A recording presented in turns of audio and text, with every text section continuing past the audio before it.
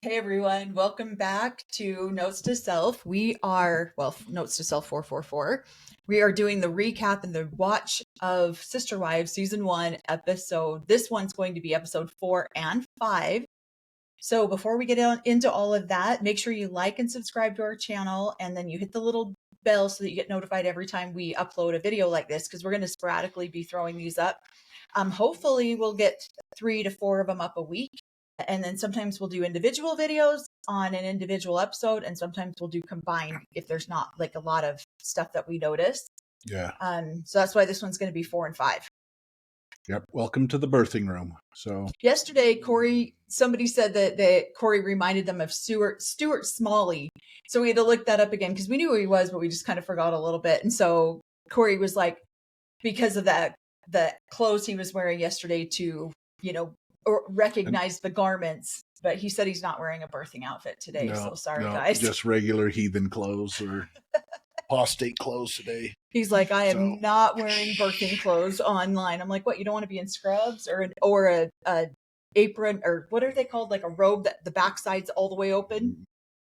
Nope, already did that. Don't like it. So no, this episode, we're going to start with episode 4. And we're just talking about they're kind of going into whether Christine's going to have her baby or not. And they kind of panned around the nursery right at the very beginning. I noticed this big, huge safe in the corner, but it's a maroon national. It's a national brand or something like that safe. So I thought it might be the same safe that's in her house now, because they did some pictures, but it's not. The one that's in her house now is white. But we kind of noticed that a little bit. And then also, Robin starts reflecting immediately on how much she loved her stepdad and how much he loved her, and how she was able to go into a relationship with him where a stranger then became her daddy, which is funny. Well, and it's just sweet. She's trying to show that she has a sweet, tender relationship with him. And yeah, go ahead. What? He's a good guy. So yeah, I can see that. It was just interesting because you started out that episode with, here's the beginning of Dollgate 2024, the beginning of her doll collection of the different Barbies that all had one husband. It was funny. So you've got Christine at the hospital getting ready to have Truly. Then you've got Robin at home with all the little kids. And then she starts talking about this wonderful dollhouse that her dad made for her, that her stepdad made for her. And I'm like, oh my gosh, this is where Dollgate 2025 happens. Oh my gosh. The beginning. So this is a dollhouse that it looks like he made for her. So she's talking about this, the connection that she has with her stepdad, Paul. And, she gets emotional, of course, because Robin gets emotional about pretty much everything. And so I thought that was kind of interesting that I know we've also heard that some of the kids have mentioned that the reason that Robin does collect these dolls is for a very tender, sweet reason. So I just kind of watched Robin's expressions, the way she talked about her stepdad. Now I get that, there are kids, there are men who come in there and love these children as if they were their own, and good on them, good on them for being able to do that. So yeah, I forgot to write Dollgate down on my notes. So I'm so happy. Well, I actually have it. It's just down here farther. So I'm moving in order.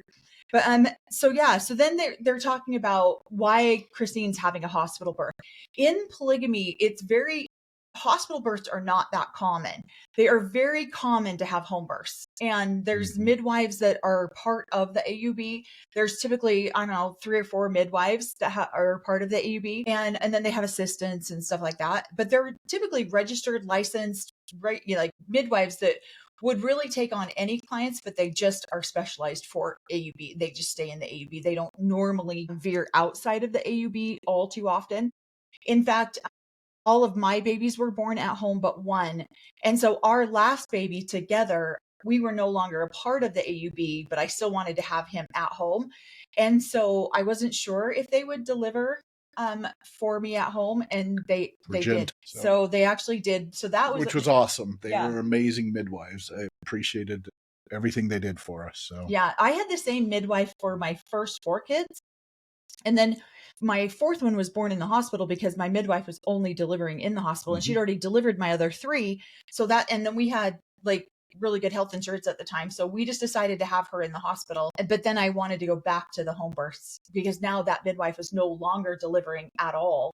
And so I just called one of the, she retired from midwifery. And so I went back into, and they let me come. And that was an interesting 9 months because every time we would go to, because usually the clinics are held out of homes. And so there's not like an actual clinic that you can go to. And so I thought that was kind of interesting. So every time we would go, it's like you're sitting in somebody's living room waiting for your appointment. And for 9 months, here I am, like seeing all these old, like people that I used to know. And they're like, what are you doing here? You're not part of the AUB anymore. But yeah, so that was an interesting 9 months. What? We're like, do you know who her dad is? At the time, my dad was not for profit though. So yeah. And so I thought that was kind of interesting. A lot of it too is they mentioned that it wasn't always safe for the father to be at the hospital.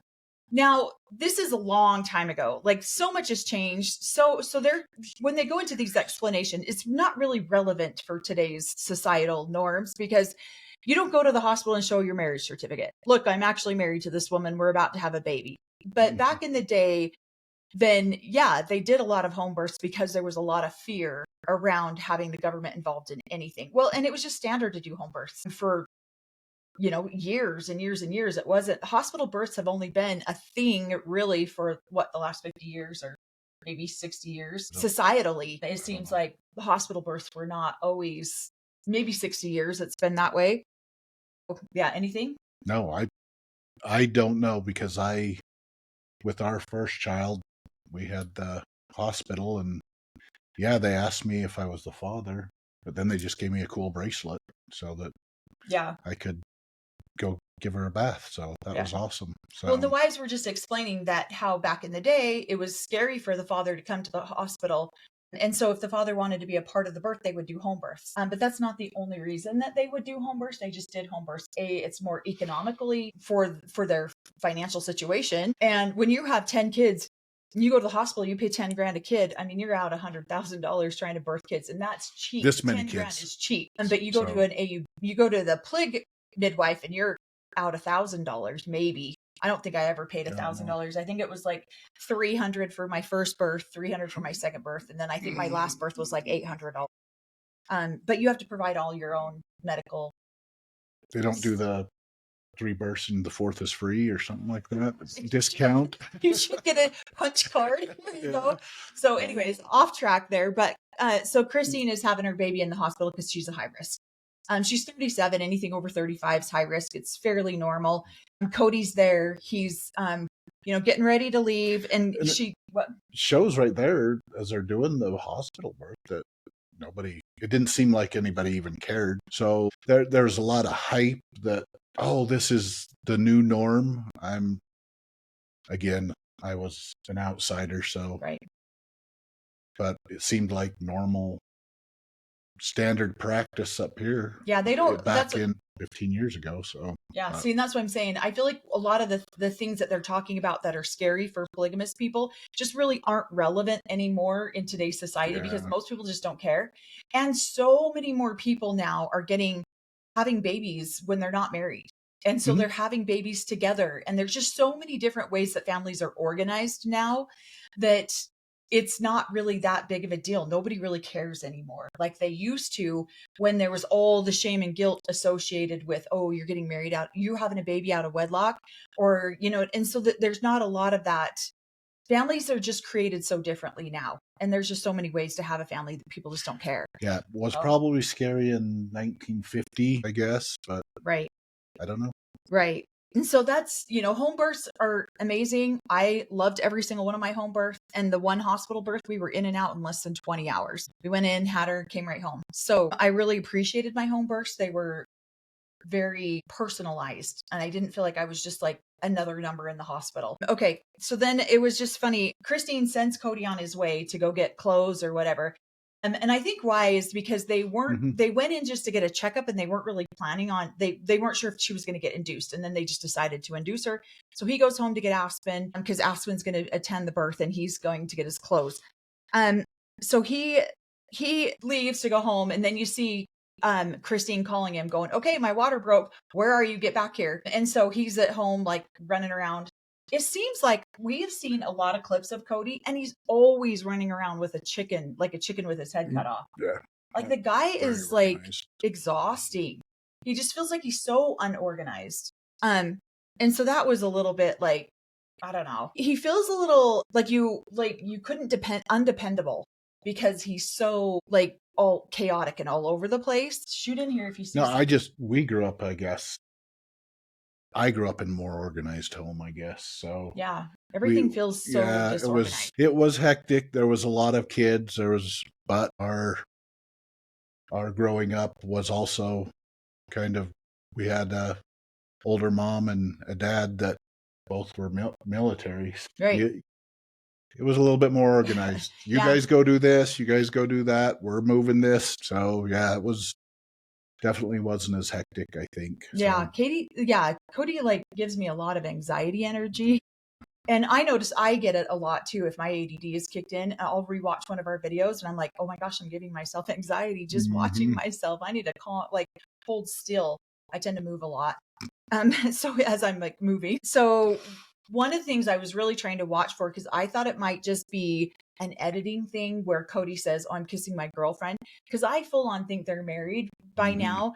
My mom watched this episode with us and she believes they were married as well, just based on the behavior and the clothes that they're wearing. So she fully believes that they're married right now too, in episode 4. Yeah, I think they're just doing that for the cameras, doing it for the people, because they haven't brought out the episode of the actual what is it, Gentile reception that they've already gone and got married through the AUB, and so that's why they're moving her up there. That's why she's watching the kids. That's why they're integrating her into the family. So yeah, they probably just haven't told the cameras, because that's all hush hush. No cameras would be allowed in any sort of ceremony like that. They've gone and done what they needed to do to get married. So when he's standing on the front porch saying, oh, I don't want the cameras to catch me kissing my girlfriend while my wife's in labor, I think he was being more sarcastic than anything. I think she was his wife by that. But not we that don't makes know. It any better, and we don't know. We don't know. This is just our best guess. Just the way they're dressed, and probably what they did. They went in and had their ceremony, so that that's all locked in. So I just think that was more like, ooh, let's get a soundbite for TV. Let's make something sound more salacious than it actually is. And so then he grabs Aspen, he gets his clothes, he heads back to the hospital. It's interesting. So Aspen's 15. That's how old I was when I watched my first birth. My mom had her baby, and I was 15 when she was born. I had just turned 15. And so when Aspen's like, oh yeah, I feel like I'm old enough to watch a birth. And it's really interesting. That is one thing that's different that society doesn't normally actively participate in, is because you don't normally have a child old enough to watch you have a child.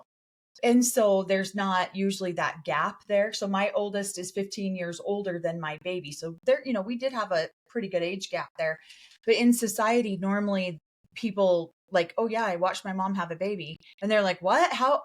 So I thought that was interesting to point out, because most people just don't have that experience.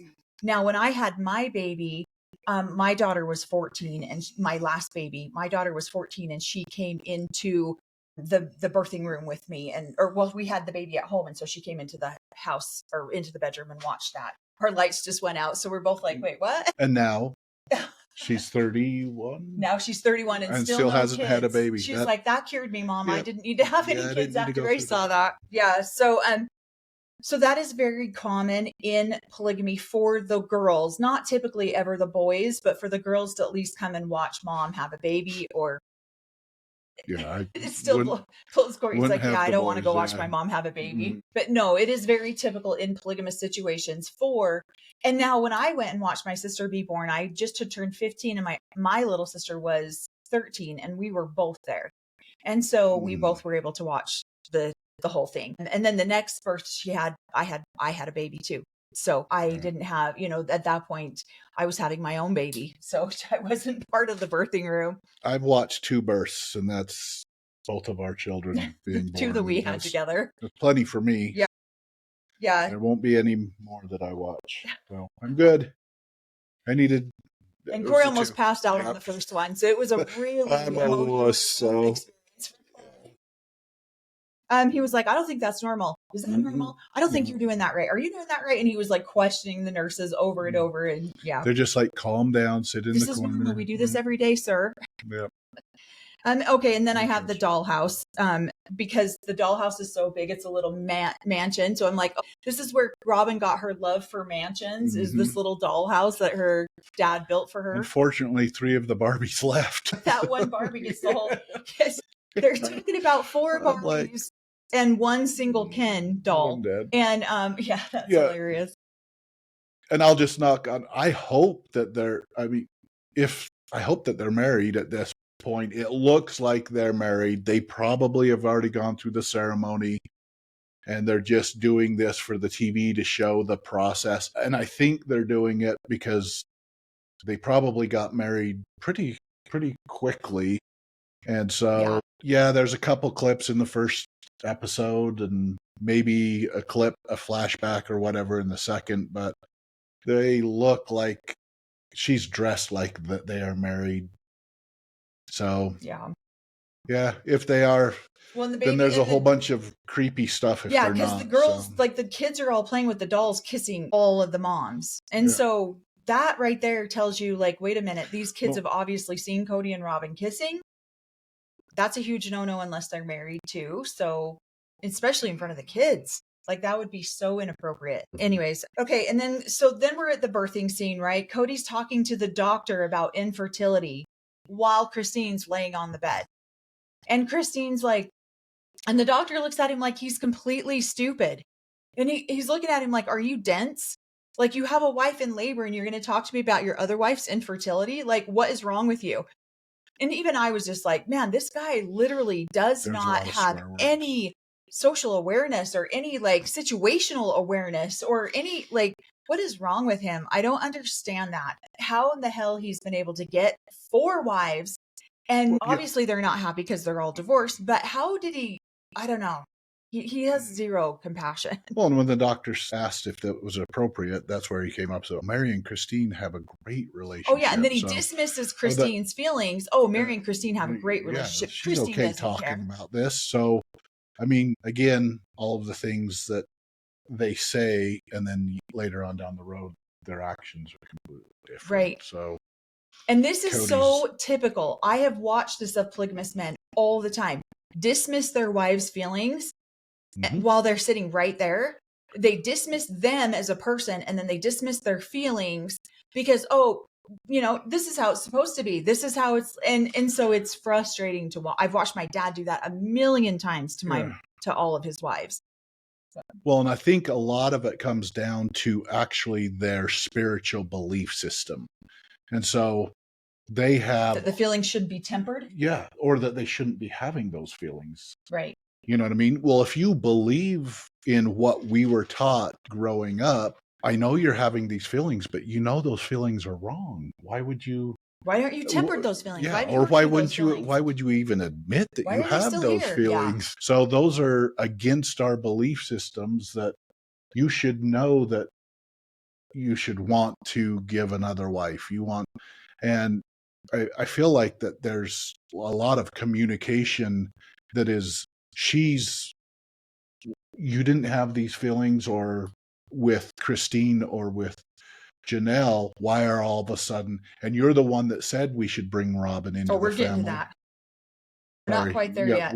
Corey's jumping ahead. I'm jumping way ahead. You're jumping a whole episode ahead. Well, I know. Okay, so then we go back to Robin helping with all the kids. So obviously she's got all the kids back at her house, and she's like, yeah, since I've moved up to Salt Lake, I've been able to help a lot with the kids. And so I feel like this is maybe where Robin charges $1,000 an hour to babysit, because now she doesn't understand where Janelle, I mean, this is where we're kind of at more of an advantage because we know what happens. This is where she's like, I just don't get how Janelle can reconcile that I owe her, or balance. I feel like things are balanced. I helped a lot at the beginning of the family. So, and I want to be like, sweetheart, you got hundreds of thousands of dollars out of your house and Coyote Pass. You think things are balanced? You did a couple hours of babysitting? Well, she did without the nanny's help. And so no, that's true. No nanny. She that's did a all whole on her own. lot. She's a crazy. And so, yeah. Now there was a moment that I thought was really sweet between Cody and Christine. And during the delivery, I feel like this is what's so weird to me about Cody is I feel like he seems so disconnected and so desensitized, like he's not aware, like emotionally aware of his partner that's right there. And yet all of a sudden he'll flip and he'll be completely loving and tender and compassionate. And you can see that he genuinely loves Christine. What were you going to say? Well, I feel like that he was preoccupied with the texting, and he's preoccupied with what Robin's doing and all of that stuff. And then all of a sudden he checks back in, if you will. So right. It's weird. It's weird to watch him like disconnect and then reconnect and we all do it. Yeah. I get that we all do this kind of thing. And he's in front of a camera. So I want to give him a little bit of grace for that because he is in front of a camera. But it's like you chose to have a camera in your birthing room. Like, be aware of that. Go into a situation knowing that this is what's going to happen. So you're aware and you're prepared on how you're going to deal with it. And I hate giving grace, but yeah, there's a point where I feel like that he's checked out because he's communicating with all of the wives, all the family. And then when Aspen comes in and is able to keep people updated, I'm putting clicking my phone back on my hip because it's cool, and then I'm gonna go because it's cool because it is cool. I got a cool back then it was a really cool thing to have your phone on your hip. But one of the things too, there was a really tender sweet moment between Aspen, and it was never cool, but Corey tried to pull it off for a while. Well, I didn't. I had it in my pocket because I'll pop it off and lose it. We have a squirrel moment right now. So no, there's a really tender sweet moment between Aspen and Cody. And so people are like, how can these kids still love their parents? Well, with all the abuse that we suffered, we still did have moments of love and tenderness, and obviously there are parents. And so there's a really sweet moment where Aspen's holding Truly right after she's born. And she's just like, she's so pretty. She's so cute.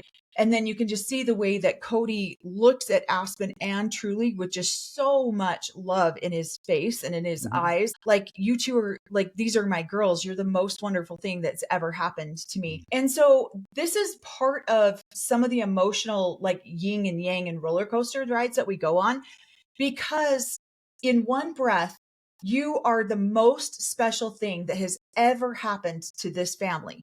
You are a child is the most precious, the most sacred, the most, all of these things. But then it's like, just kidding, squirrel, real life takes over. And now this is more important. And so you get these like polarizing emotions where you're like, wait a minute, you just looked at me with so much joy and so much love and so much affection. And now and then 10 minutes later, you're too busy for me. Or it's not even 10 minutes later. I mean, it's all of a sudden, then you're going to choose a whole. Exactly. If you have these feelings, which I feel like he genuinely did, why is it that those feelings can change so drastically to where you're on your own now? Yeah. Sorry, I loved you. You were so precious. You were so amazing to me. But get out. You're 18. Yeah. Exactly. And that's the thing is, I understand that partners have these abilities. You know, you fall in love, then you're not in love, you get divorced. But I don't understand the parent to child relationship. That's the part, that's where I'm confused. And I've experienced this personally where my dad will come up to me. You're the most precious thing that's ever happened to me. I love you so much. And then he'll sit down on the couch and I'll start talking. Thanks, Dad. And I'll start talking to him and he won't literally hear a word I'm saying because he's deep in his phone or he's deep on a book or whatever he's doing. And he's not listening to me. And then I'm like, okay, wait a minute. 2 seconds ago, I was the most precious thing. So I just kind of wanted to point out that, these kids have had some very tender moments. And this is one of the things that I think when you take religion out of this lifestyle, you lose so much of the sacredness of the relationship between parent and child, because it is considered a very sacred relationship and the children are considered gifts and they're considered the most precious things on the planet. And yet they're so easily discarded. And it's usually discarded. the discardment happens when all of a sudden it's like, I don't want to live that way. I don't want to live. Well, I don't even think so, because my dad still wants to live that way, and yet he can easily discard half of his children. Does that make sense what I'm saying?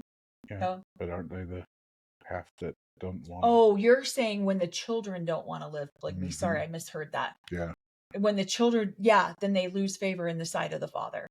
Yeah. Okay, I see what you're saying. Yeah, I think that's true. I think that's really true, unfortunately. You trained them up a certain way, and then when they chose not to live that way, not to follow, not to go through all the ceremonies and do all that stuff, then all of a sudden it's like, okay, we failed. Sorry.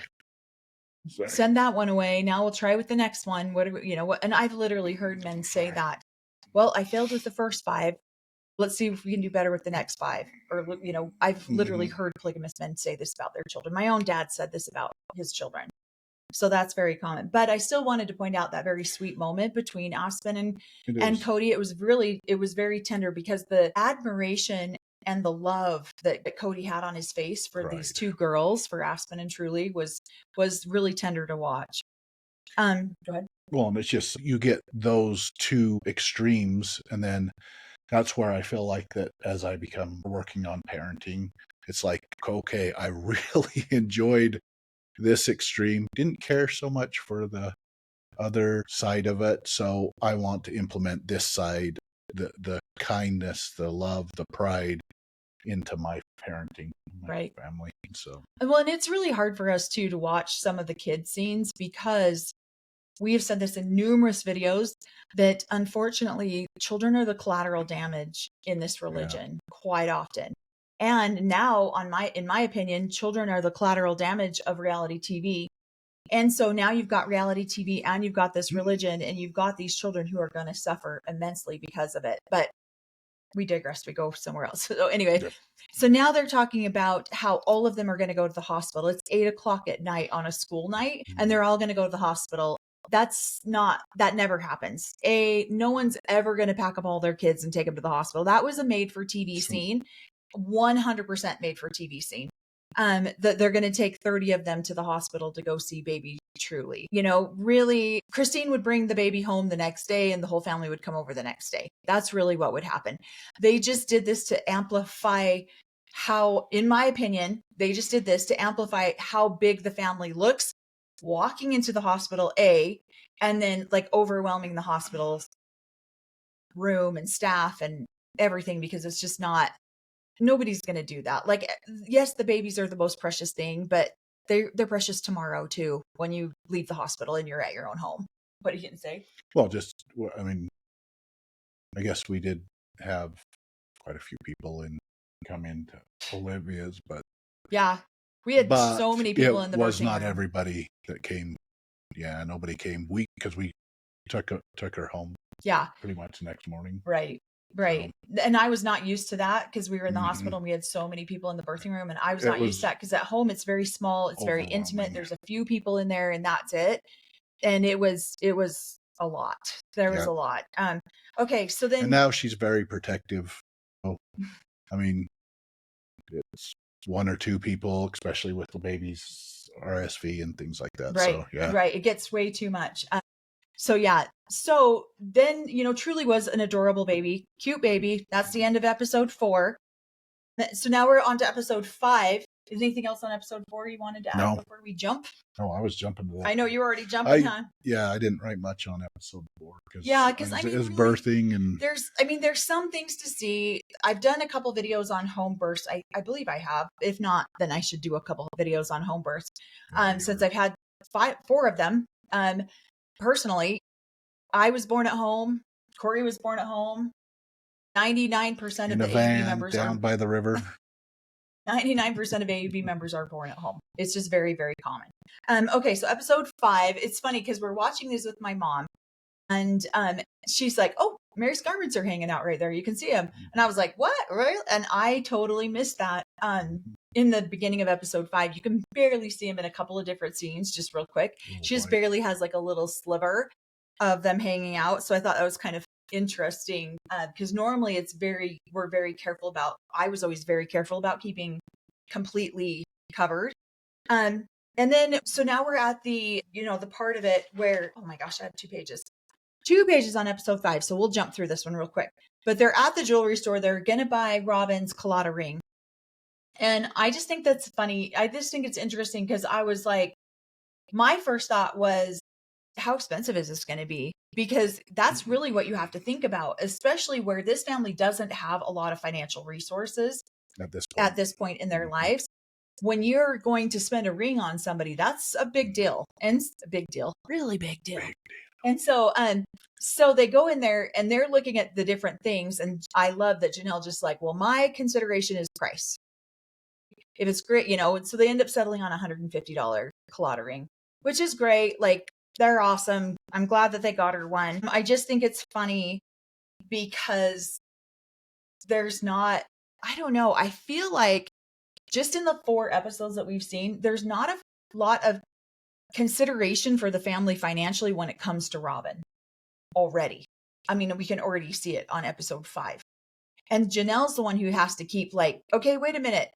I get that we're trying, Janelle's the one who brought up, we're going to try to finance a whole new house for a whole new family when we can barely take care of one house with 3 families in it. And so Janelle's the one who has to reality check everybody because they're just over here, so I feel like when it comes to Robin and her, what she needs or what is happening for her, there's not a lot of consideration what it's going to cost, what the expenses are. And so go ahead. No, she's keeping the finance part in check for the family, and because she's probably one of the biggest financial contributors at that point in time. So she's watching that money go out the door going, that's my paycheck that's going out the door for that. And I don't think they would be putting expenses in for a new home, the home and all that stuff. And her talking about, well, I'm wanting to help contribute by watching the kids and stuff if they weren't already married. Right. They would not dump those financial resources into her. They just... There's some reasons why Janelle's like, okay, we'll do this because they have committed in front of the AUB at that point in time. I agree. And then Janelle talks about how uncomfortable it is when people ask you questions. And it's funny because I totally relate to that. Like now I go to the store, somebody's like, oh, they're just trying to be friendly customer service people. And so they're just like, oh, who are you buying this for? Are you buying this for your sister? Are you buying this for whatever? But when you are in the AUB and everything you are taught is fear-based and you're constantly like, why do they want to know this about me? They work for the FBI, the CIA. Are they coming to get me? And so, unfortunately, I know Janelle was not raised in the AUB, but it's one of those things where you don't always know how to answer that. And it's just some customer service rep who doesn't give a crap after you walk out the door. They're just trying to be nice to you right there. But you're feeling interrogated. Like that's what it feels like is an interrogation. And then Janelle proceeds to say, well, it's because they know something's up. They see the way we're dressed. They see the way we look, and then they know something's up. And that can be true too. Both things can be true. If you come in really looking like you're in prairie garb, is what we call it. Well, they were setting trends for, what was this, 2010 for the AUB, wearing these long shirts. And I wore those all the time. Long shirt with a t-shirt over the top. But you weren't in the AUB in 2010. Oh, yeah. They were starting a trend for the AUB. No, I wore those back in the AUB, back in the 90s. Yeah, risque. Prairie garb was the only way we were. That's what I used to wear all the time. We had to wear prairie garb. I left the AUB in 2000. So I was 10 years ahead of my time in the trend setting with the long sleeves and the short sleeves over the top. Sorry. Or the spaghetti straps. But anyways, so it really, I want to kind of just explain that a little bit. But yeah, that's why I think that you do feel interrogated. There were so many times I would go to the grocery store and people would look at me. Now, warrant, I was 17 with a baby. And they would say, that girl's not old enough to have a baby. And they were right. And so they were absolutely right. I was not old enough to have a baby. So there are times when, you genuinely have the polygamous look.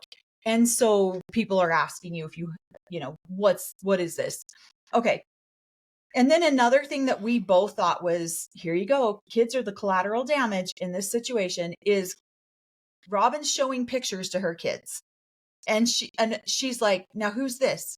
She's seed planting. That's showing that's exactly who is this? Oh, that's Cody. Who is it? Who is it again? Almost like chastising to that kid. Like, oh, it's daddy. Daddy is who it is. Okay. Yeah. Good. We practiced this many times before. I was so disgusted Take 4. by that. Yeah. Who is it? Oh, yeah. It's daddy. I have never one time ever done that to my kids. Ever. Now, my little guy was 19 months old when Corey and I started dating. Almost 20 months old when we started dating. So not quite 2 years old. And never one time did I say, coerce him to call Corey daddy like that. Never.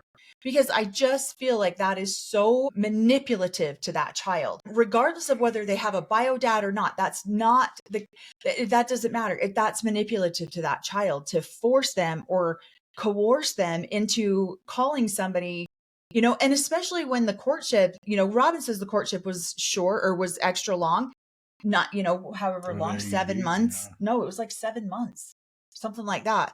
That's not a long time for a child to bond with a man. That's not a long time for a child. Like, most children have a biological dad that lives with them every day and they still don't bond to that man. And yet she's wanting a bonding behavior of calling him daddy when these kids barely know him. And so I was really annoyed when that scene came on, because it's seed planting. It's manipulative. It's coercive. It's wrong, in my opinion. Yeah. It's wrong. Robin. It's Robin. It's Robin wrong. We're just going to start using that cliche. So there's a couple we have been debating. And I still don't know if I'll even bring this up right now. We've been debating on how to refer to Mary's child as when when that child's young. We've just been debating on like what to handle about that. So you see, my opinion is we just call her Mariah while she's Mariah. That's just what we do, because that's how she's represented in this part of the show. So that's what we're going to do. I've just made the decision right now. The executive decision, we're going to refer to her as Mariah because that's who she is in these episodes. And when the transition happens, we'll readjust it to it later. But Mariah's talking about going to Navy. She's talking about going back to the public or the private school. What's funny to me in this scene is that Cody's telling her she will never get the education that she needs in order to get into this Naval Academy if she goes to the AUB private school. And which is funny because Mary's mom runs that private school. So I thought that was kind of interesting that he would be like, this is not a high quality school. You're not going to get a good education here. And yet Mary's mom's the one who runs the school and is in charge of the school. Yeah, she's the one. So I actually taught out at that school for a while when I was 18 years old. I was not qualified to do that. But Mary's mom helped me get my teaching certificate type of homeschool. It's like a homeschooling certificate where you are now certified to actually do homeschool. And so Mary's mom actually helped me get mine. And so I had the qualifications to do it after that. But it was just funny. I was only 18. I didn't graduate high school myself. And yet here I am teaching 5th graders math. That was my class, was math, 5th grade. Nice. So yeah, so I just think that is interesting. I think too, Mariah in these episodes is very an only child. You can see she's obviously not an only child. She's got a ton of other siblings, but you can tell the difference in her behavior versus all the other kids' behavior. There's quite a difference there in the way that she acts with Cody. It's funny to me because we're always being told, there's cameras here, put your best foot forward type thing. And yet I have now heard the mother say on several different, don't talk disrespectful to your dad, talk respectful to your dad. And Mariah popped off at Cody there for a second and Mary corrected her right there. Well, and that's how we were raised too. Yeah. So yeah. We say it to our kids too. Yeah. They'll say something a little snippy or sharp and I'll be like, don't talk to him like that. And so we do correct it too. But I just think it's interesting. I've seen that. I've heard that a couple of different times. Now, when I was a Plig kid, we did not get that warning. You got slapped across the room. You did not get that warning. And I guarantee you did not get that warning. I guarantee you got hit. Well, that was part of the warning. That was the warning. You didn't get a verbal warning. You just got rolled across the floor. And we joke about this now, but it's really not funny. But yeah. And so I think it's interesting as I watch these kids step out of line. And then, so that is in the AUB, I would say 95% of all of the people I knew got beat. If that happened, if you were disrespectful, especially to the dad. So I just thought that was funny. And ours was both. You didn't You didn't disrespect your mothers or yeah, or your sisters. ours was Which mostly was just good. the dad because my dad he didn't care enough to defend my mom's. Well, So, yeah, my dad was ex-military. He just usually didn't disrespect. yeah. He was a big My man. dad was just 6'8". He was a giant. And Yeah, so my dad was. that's why you were afraid of him. Yeah, my dad was 6'2", and he was, when we were younger, he's military, very, very fit. So Right. strong guy. So Right.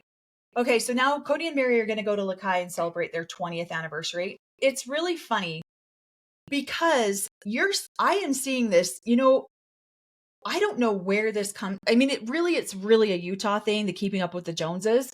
But Cody wants to brag and be like, I'm taking her to Lakai for our anniversary. It is a very nice restaurant. I do. Now, I heard later on great hot chocolate. Yeah, we go up there for Christmas and we do the Santa for cookies and get hot chocolate. It's a beautiful, beautiful place. Mm-hmm. And apparently this is where they hold a good portion of all of the like meetings that they have that they're filming. And I read somewhere, I heard somewhere that it's because the production has a contract with these restaurants. So they get a better, because I guarantee you the two of them go up there for dinner and it's a $200-$300 dinner. And so that is something that does not happen in polygamy because that's so irresponsible at that point. So it leads me to believe that TLC probably covered that, or it was part of, it's just part of the promotion of the TV, because there's no way that you're spending $200 or $300 on one meal for two people when $200 or $300 would feed the entire family. Yeah, you would get a nice casserole for your birthday. Good couple casseroles out of that, not just one. So, and so I just think it's funny because Cody's like bragging up, oh, we're going to Lakai, we're doing this, we're going so fancy. And then Mary does the awkward laugh again. Apparently I do the awkward laugh because Corey tells jokes that don't land. That's right. Half my jokes I don't do the land. awkward laugh with him. I just got some feedback on one of our videos. I was laughing. I'm like, you know what I read in that comment, babe? I just read that you tell jokes that don't land. And I do it on purpose to get the awkward laugh. Oh my God, you're so dumb. So no. So yeah, I just think it's funny. Now look at their clothes. You can see the awkwardness in their clothes. It's just what's hard to find clothes that cover your garments that you can afford. And so most of the clothes are either homemade or they're secondhand stores, thrift stores. I very seldom ever had brand new clothes unless I sewed them myself, made them myself, which I did. A huge chunk of my clothes were homemade because if I wanted something nice or pretty, I had to home make it. And so another thing, they're pulling up to Lakai and they're in this Lexus. And it drives me crazy. It's so irresponsible for this man to be driving this vehicle when he has the family that he has. And yeah, I got Melanie a really nice minivan. Oh my God. He got me a minivan like 2 weeks after well, he didn't get me shit. We got a minivan 2 weeks after we got married, and I drove a Jeep until we got married. And then he took over the Jeep and we got a minivan. And it took me, I kept that minivan for like a year and a half. Yeah. I was like, absolutely not. And then I went to a Suburban. Well, everybody here in Utah, because they go to what's cheap is the white vehicles, because you want to drive a white vehicle to go up to their temples. 90% of vehicles in Utah are white. Great. And they do that because, everyone's like, oh, it's because they're LDS. They're taking their white cars to the temple, which I hate white cars. Yeah, and no diss on anyone who likes them. I personally don't like them. And so, I think it's funny. You will see every other vehicle in Utah is white because of that. It's the dumbest thing. Okay, so then you see, then they start talking. Where are we? I think they're at Lakai, and they start talking about meeting at a party, that he met Robin at a party. Him and Mary are having like this conversation that gets kind of emotional. And so I just think it's interesting because we've heard so many different stories about how these two met.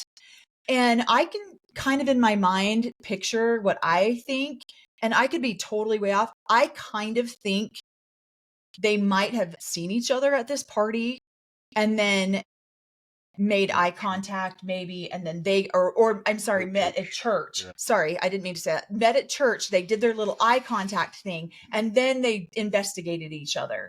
And then they found out, oh, here we are at this party. Yeah, we're going to this party. And then Cody's like, oh, who's that, Mary? And so then Mary mentions, hey, what about Robin? there's just so many ways of manipulation in this religion, because you can't just always be just direct and go up to somebody just directly because you're married. And so if you're a man and you're still in the dating scene, you can't just be like, I pick you, and then you just walk up to him and start talking to him. You have to like finagle and manipulate surprise mentions or meeting.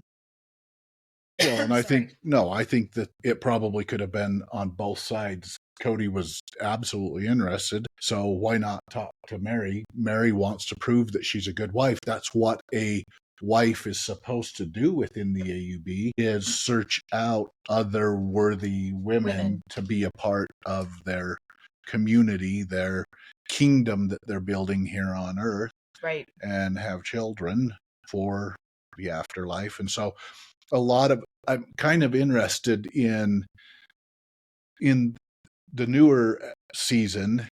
Cody has definitely, he's not all the way gone from the AUB and the belief systems, but a good majority of the way he talks.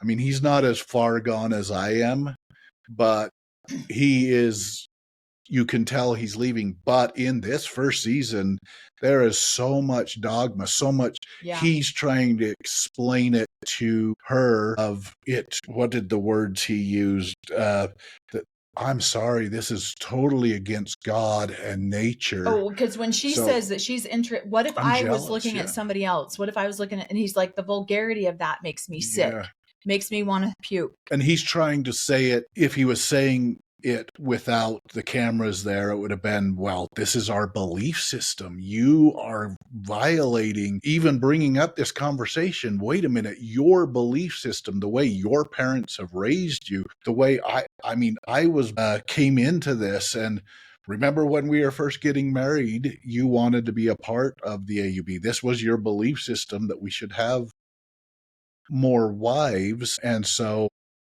everything that you're saying is absolutely against the way we believe. That conversation would have gone totally different had cameras not been there. Yeah.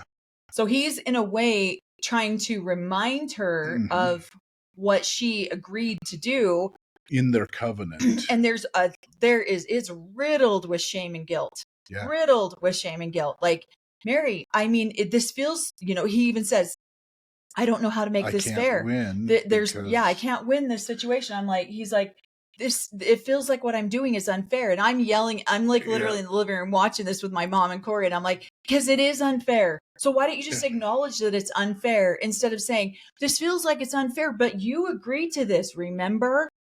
Well, and I think that what Mary's trying to bring across is we're seeing that there are red flags all through this courtship and the way Robin's coming in. Because when Mary married Cody, they did it in this covenant. They went through the temple. And then when they decided to bring Janelle in, they went through the proper dating. Mary was probably there with every date.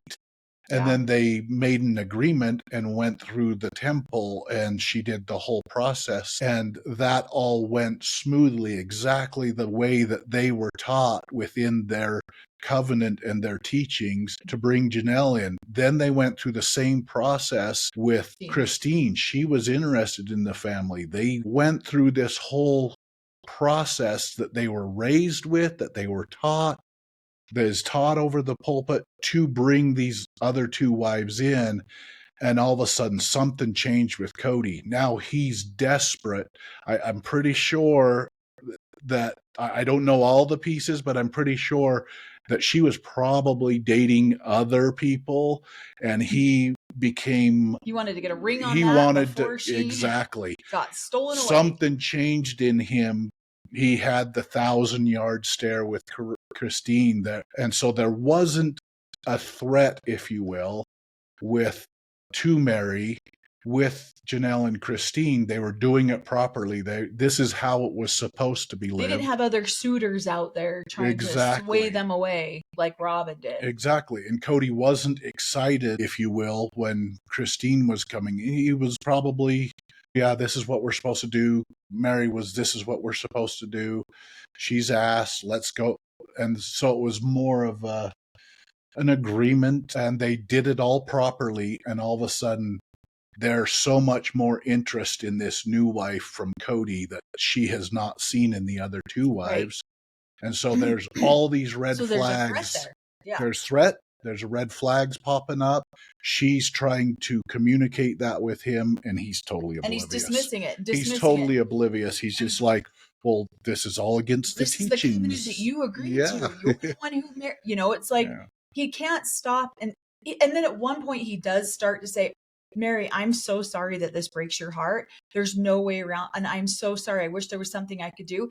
And he's like, starts to act like he's going to genuinely understand where she's coming from or genuinely try to hear what she's saying. And then he backs right back up. But you agreed to this. You were the one that you went. And this is our lifestyle. I might have coaxed you, but you went and talked to Robin and invited her in. And if you didn't, you should have done that at the beginning.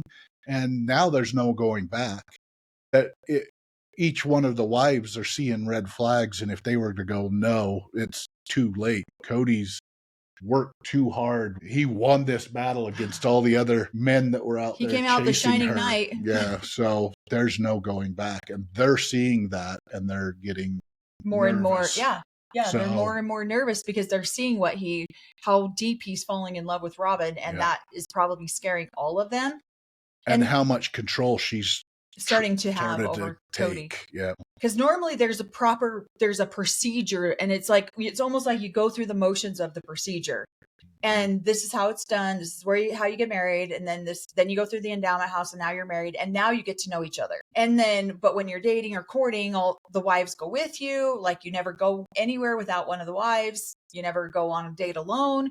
All of these different things. And so I didn't like this scene with how he was blaming Mary for, well, if you didn't want this, maybe you shouldn't have introduced me to Robin type attitude. And it's just such an aggravating thing to watch as the woman, because it's like, I get what you're saying. I get that if I didn't want this, maybe I should have introduced her, but that doesn't stop the fact that I want to live our religion the way that we have been instructed to, and it still sucks. Yep. Why can't both things be true at once?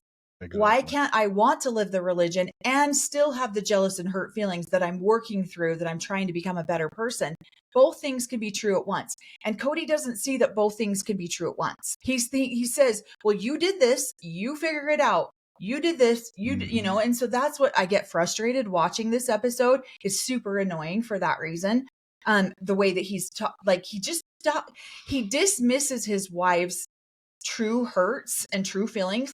And you can see them look away. Like, you could see Christine in the hospital bed when he dismisses her feelings. Oh no, it doesn't matter. We'll talk about it. Mary's infertility. Christine and Mary get along great. And Christine's like, okay. And the doctor's looking at him like, have you lost your damn mind? What? Well, if he was honest with her, and he doesn't want to be honest with her, he just finds that so against nature and God's ways and everything. Yeah. Later on, when she shows interest in another guy, what's he going to do? He'll absolutely dismiss you and put you on the side, your barn dominium, wherever it is, because he will not allow that kind of behavior on the other end of it. So, because it's against God's will, nature's will, to have that happen. So he is the priesthood holder, and the priesthood holder is to be followed and respected and searched after. Yeah. You know what I mean? And that's the way of God and nature, based on their belief system. And so anything against that is unholy, unworthy, whatever teachings that they have. It's almost like you're going against God when you question these things, or when you start to go, well, wait a second, this is harder than I thought it was going to be. Like, I want to be a good religious girl, but at the same time, this is way harder. It's like, are you questioning God? Are you questioning what God wants for you? Are you questioning your calling? And the God that a man is interpreting. I know, right? And so it's just like, oh my gosh, really? Okay. Yeah. Well, I don't like his mouthpiece, so do I have to follow it? Okay, so then they're sitting there on the couch, they're doing a couch interview, and Mary starts crying, and she's like, yeah, I want to live my religion. This is, this is hard. And she's crying, and Robin's sitting next to her, and Cody and Janelle and Mary or Christine are sitting there, and Mary's like, it's not that I don't want to live my religion, but it's still really hard. And I've thought about leaving. And I guarantee you, I've said this before, guarantee you that if a polygamous woman doesn't think about leaving this religion 2 or 3 times a week at least, she's lying. Man. She's and the man doesn't think about it either. They're lying. They will absolutely consider, like, oh my gosh, it would be so much easier not to be here. Now, would they ever get to the point where they think about leaving? That doesn't happen very often. There's a few of us that do it and we leave, but typically those who leave on their own, it doesn't happen very often.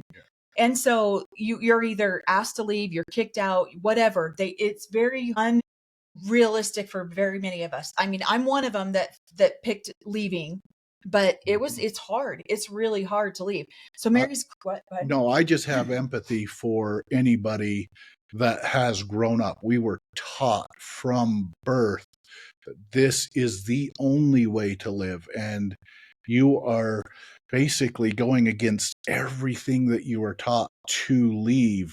What I didn't understand, and so that this is a curiosity I have had from my mothers that I've talked to now, is what would make you choose this lifestyle when you weren't raised up in it? Right. Why would you convert into this lifestyle? Yeah, it's hard. So I want to see what the understanding is, what they saw within this lifestyle that was attractive, because we also have to consider, like we've said before, back in the day, 60s, 70s, early 80s, that was when cults were thriving, because people wanted a sense of community. They wanted a sense of belonging. They wanted to know, so that's when our parents converted. And so if you look at it, they're all over the country at that point. Cults are popping up everywhere and they're thriving because people want that sense of community. And they just weren't finding that in mainstream religion. And so they were finding it in little groups here and there. That's why you got the Mansons. That's why you got all of these other little groups of cults, because they were easy to join because of that. And I think that's one of the reasons why my mom and some of the people I know, they wanted to belong. And this was it was presented as a very loving, nurturing way to care for your family. So that's what I think. But Mary's over here crying on the couch saying, I thought about leaving. I wanted to leave, but I can't do that. I believe that this religion is true, and I want to stay for my daughter. This is her family. This is who she loves. But not once does she say that she wants to stay because she loves Cody. And so if you notice, 20 years. Yeah. So Cody is, when the wives start talking, I noticed the way that Cody listens to them when it's on a camera, if they're talking to the camera. Now, if they're talking normally, he doesn't listen to them. But if he's explaining something to the camera, like this is why we do what we do or whatever, then he is like listening. So when she doesn't say, I'm not here because I love Cody, she's here because she believes in the religion. She believes she doesn't want to do that to her daughter. I, in my experience, have watched men chalk these up as, and he holds it against her later. I was offended that you didn't stay in this religion because you love me. And so then he's mean to her later because of that. Because why should he be nice? She doesn't even love him anyways.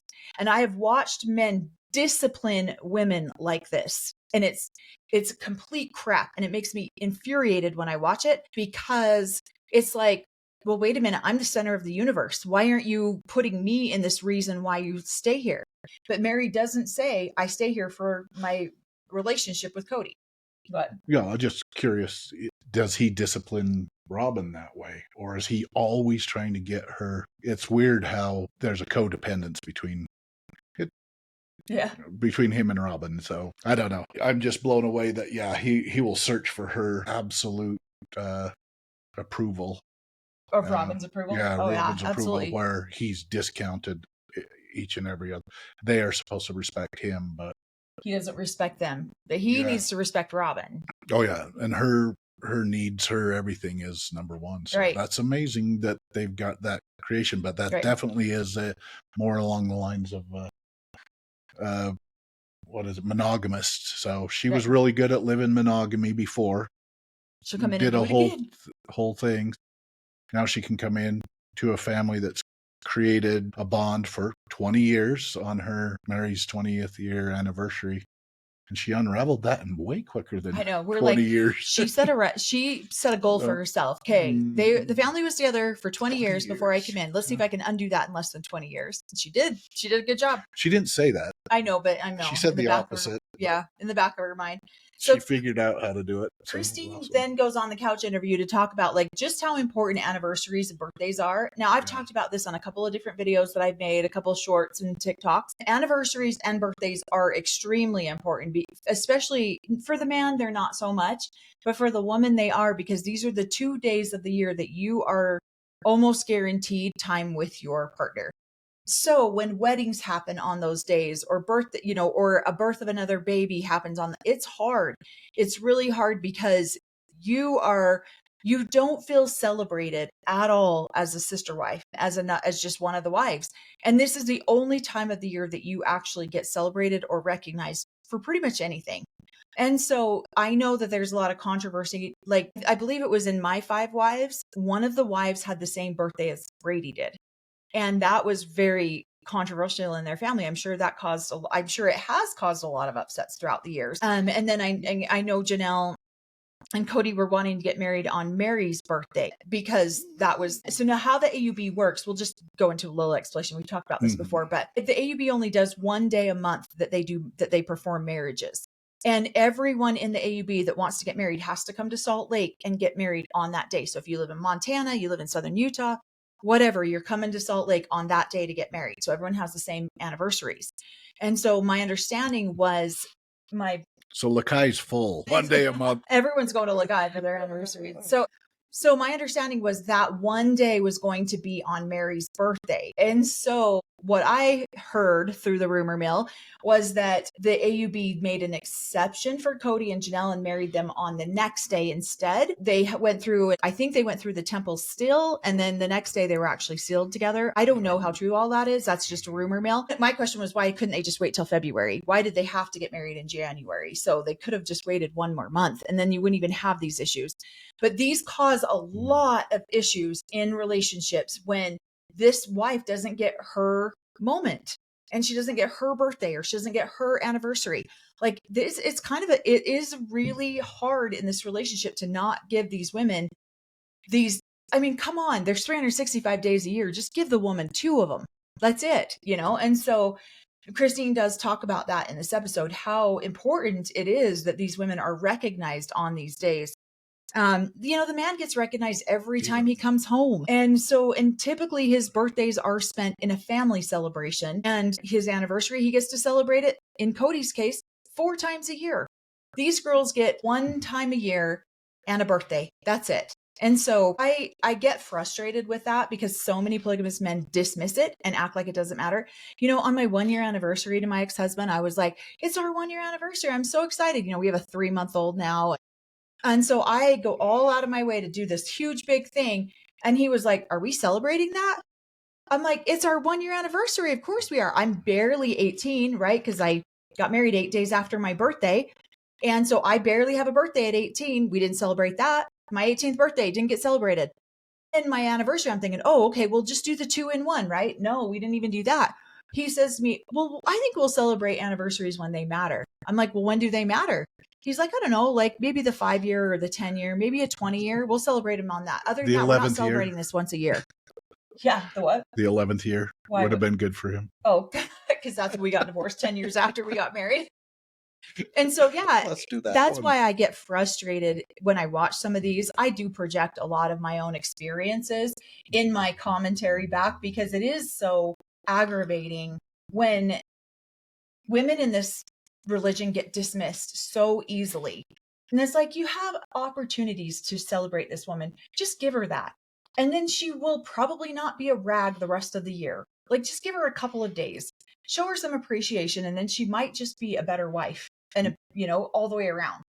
Note to polygamous men, I go downstairs once a year and put that spoon up on the mantle for their anniversary, just so it's remembered. You're so dumb. We do not celebrate that anniversary. But she tells me every year about it. Well, because my divorce actually went through on my wedding anniversary, on the 10-year celebration. Mark. It's a celebratory day for me. I'm like, I got out of that one. All right. And then, so now they're on their wedding anniversary. I would have a really hard time if I was Christine, Janelle, or Robin. I would have a hard time watching that video. I mean, I don't feel like Robin really has any room to talk. She's brand new to the situation, but obviously she's still pretty petty and jealous a lot. You're discounting the favorite wife. I'm discounting a wife's feelings. What? You're not a good sister wife. I'm such a jerk.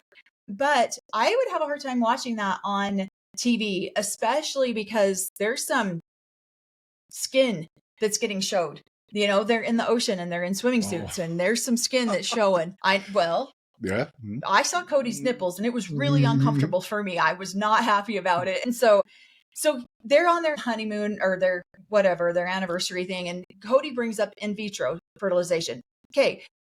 He brings this up. We know Mary's probably 40 at this point, 41, maybe 40. Really? Like, that is so ridiculous that he's like, I just want another baby with her. And she's like, yeah, that ship sailed, buddy. That's not going to happen. And so I just think it's really, he brings it up. And I personally think that he's doing this for a show. He's doing this for the TV. He's doing it for the cameras. It's not actually, I think there's a part of him that goes, this is what I'm supposed to want, is this celestial family. But they can't afford that. In vitro is so expensive. The family throws these things around like, well, they're getting they have all the financial options in the world. They do now. They got a big TV show. So honestly, I feel like this was a show, something or other, because you see Mary immediately cringe, immediately go, yeah, no, I don't think so. I'm 40 and my child's 15. I don't want to start over. Like, who wants to start over at 40? And so I thought that was, I thought that was really interesting, the way that I think he's very calculated in what he thinks will keep the show on air. And so we're seeing this from already episode 5. We're already seeing what else can we do to make sure that this show takes off and becomes like a hit sensation or whatever it is. And so he's bringing up these different options, and having a baby with in vitro at 40 is ludicrous. What are you smirking over there? Just because it's such wonderful arrogance where it's like, for your 20th anniversary, I'm going to get you a gift of me. Oh my gosh. You'll get some of this sexiness. I'll give you another baby. Well, and that's the thing. If you hear the way that they talk to each other, that's what it is. Like Christine even said, I'm happy to give him another one. I'm happy to give him another baby. And Mary's like, I wish I could have given him more. It's because you're supposed to. It's being trained up. But it's so. What do you want for your 20th anniversary of me? A piece more of me. Yeah. Oh my gosh. Like, oh yay. Yeah. So it is really. It's like every time a woman has a baby, she's giving her husband a gift. That's what it's represented to us as children when we're being raised. It's like, you're going to give your husband all these blessings. They're blessings, they're gifts, they're, celestial families, whatever you want to call them, until they are so expensive and you have to feed them and you actually have to take care of them for at least, 12 years. And then they can start taking care of their own, financially. There's my sarcasm. But yeah, I thought it was really sweet at the end of this episode. You see Cody. Here's where we say that there's a lot of the dogma that comes into it, because you see Cody get this emotional, overwhelming, I love you so much for Mary. And he has this exchange with Mary on their anniversary, on their trip to Mexico, saying how much he loves her and how much he adores her and how, sweet she is. And so I feel like a lot of that is rooted in the religion. Because had they have not been in the religion, him and Mary have had that kind of relationship? Based on how he talks about their relationship in today's time, they never even had a relationship even remotely close to that. But you're supposed to have this spiritually enlightening and relationship. And so this is what he's expressing to her, the words that he's supposed to be expressing to her. Does he actually feel that way? He says no now, but did he? Just because he's angry. Either he was a good actor and he's not a good actor, or he was filled with the love of the Lord. He's filled with the Spirit and needed to share it. Yeah. So that's our thoughts on episode 4 and 5. He probably did love her. Well, I think he probably did too. Yeah. I think he just dismisses it now just to be hurtful, just to be painful. But some of the words, you know, I feel like these whole 2 episodes were very telling for me of just, I get so tired of hearing that you're the most precious thing to me. You're the biggest gift to me. Like, and then it's just like, what was your name again? Who were you again? Which mother was yours? Which, you know, it just, I get so tired of it. What? Well, you forget your kid's name, so it's a lot of time you can be like, "Oh, you're so precious." Well, you're that. Never mind. You're so precious. I'm sorry. Yeah, it's true. No, I was your child's name, so you just call all of them precious. It's true. No, so this episode feels like it was really lathered on pretty thick with the affection and caring and lovingness that the family has for each other. Do I think that it's fake? No. I think that they genuinely do love each other like this, and that they genuinely do want to support each other like this. It's just, knowing what we know now, it's kind of hard to believe it when you see it at that point. And that's where some of the kids, you know, just have some of their connections to their family, because that's what they were told when they were little, is how precious and sweet they were, and how much Cody adored them, and how they were all a gift that the wives gave to Cody. So that's our wrap up. Anything else you want to add? I'm an angel boy. I was told I was an angel boy most of my life, beginning of my life. I was never told that. So we're going to do, we're going to try to, like I said, we're going to try to do a couple episodes a week. If we can throw 2 of them into one episode, we're going to. If there's just too much that we're seeing going on in that episode, we'll just do a single. But yeah, let us know in the comments what you think. And I'm sorry, guys. I love you guys. Thank you guys for watching us and everything. When Robin gives birth, this is going to be a Melanie only. She's going to watch those episodes and talk about it. No, I'm just going to ignore that part.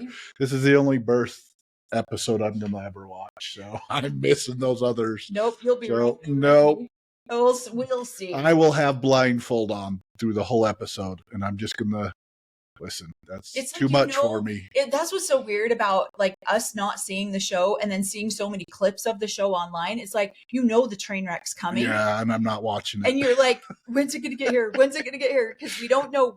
Like, we've seen the clips, but we don't know what season. We don't know what episode. We don't know when that's coming up, right? And so it's like, this like total shit show's about to happen. And so it's funny.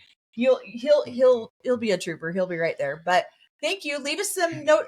We're almost to our goal of 10,000. We hit 9,100 yesterday. Please, like and share our page. In the show notes, you'll see all of our descriptions for all of our other social media if you want to follow us anywhere else. But please feel free, if you find our information valuable, share it out there and help us get to that goal of 10,000 subscribers here on YouTube. But we really appreciate all the love and support we've gotten so far. The community that follows us has just been so supportive and so amazing. We really do appreciate it. And we'll go back to doing more lives here soon. We've had a couple of medical things going on in our family, so we haven't been able to do some lives, but we will be coming up with those again soon. Yep. I'm excited to sit there and laugh with you guys and answer some of your cool questions. All right. So everyone have a great night. We'll be back with episodes 6 and 7 on the next episode. Thanks, everyone.